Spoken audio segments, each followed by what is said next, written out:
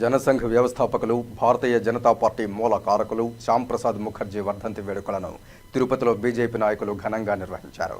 BJP జిల్లా సాంస్కృతిక విభాగం అధ్యక్షులు గుండాల గోపీనాథ్ రెడ్డి ఆధ్వర్యంలో తిరుపతి హెడ్ పోస్ట్ ఆఫీస్ ప్రాంగణంలో శ్యామ్ ప్రసాద్ ముఖర్జీ చిత్రపటానికి పుష్పాంజలి ఘటించి ఘనంగా బలిదాన్ దివస్ నిర్వహించారు.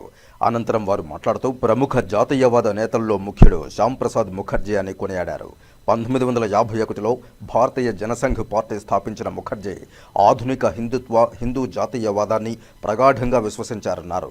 హిందూ మహాసభ రాష్ట్రీయ స్వయం సేవక సంఘ సభ్యుడైన శ్యామ్ ప్రసాద్ ముఖర్జీ జనసంఘ్ను స్థాపించి దేశంలో తొలి హిందూవాద రాజకీయ పార్టీని స్థాపించిన నేతగా స్థానం పొందారని పేర్కొన్నారు.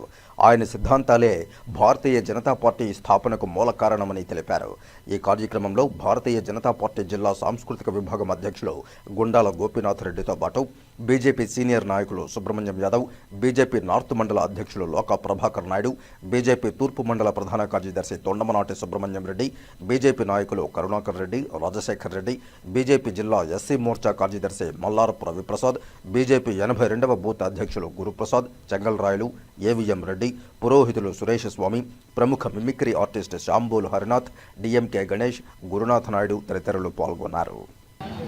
ఈరోజు జనసంఘ్ పార్టీ వ్యవస్థాపకులు భారతీయ జనతా పార్టీ మూల సిద్ధాంతకర్త డాక్టర్ శ్యామ్ ప్రసాద్ ముఖర్జీ గారి బలిదాన దినోత్సవం సందర్భంగా భారతీయ జనతా పార్టీ ఆధ్వర్యంలో స్థానిక ప్రధాన తపాలా కార్యాలయం వద్ద ఆయన చిత్రపటానికి ఘన నివాళి అర్పించాము.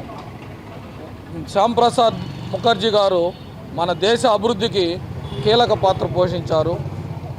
శ్యామ్ ప్రసాద్ ముఖర్జీ గారు ఒక దేశానికి ఒకే రాజ్యాంగం, ఒకే జెండా, ఒకే ప్రధాని ఉండాలని అప్పట్లోనే 370 ఆర్టికల్ రద్దుకు ఆయన ఎంతో అవిరళ కృషి చేశారు. దాని ఫలితంగానే ఈరోజు మన గౌరవ ప్రధాని నరేంద్ర మోడీ గారు, అలాగే హోంమంత్రి అమిత్ షా గారు 370 ఆర్టికల్ను రద్దు చేసి ఆయనకు శ్యామ్ ప్రసాద్ ముఖర్జీ గారికి ఘనమైన నివాళి అర్పించారు. ఈరోజు ఆయన బలిదాన దినోత్సవం సందర్భంగా భారతీయ జనతా పార్టీ ఆధ్వర్యంలో ఆయన ఘన నివాళి అర్పిస్తుంది. ఆర్టికల్ 370 అదేవిధంగా ఒకే దేశం, ఒకే ప్రజ, ఒకే చట్టం అనే నినాదంతో భారతదేశంలో అనేక చట్టాలు సవరణ చేయడంగా జరిగింది. ఆయన ఈ దేశం కోసం ఎంతో శ్రమించిన వ్యక్తి. అటువంటి యొక్క వ్యక్తిని మనము స్మరించుకోవడం గొప్ప దినం ఈరోజు. అదేవిధంగా ఆయన సమయపాలన గురించి కొన్ని విషయాలు చెప్పడం జరిగింది.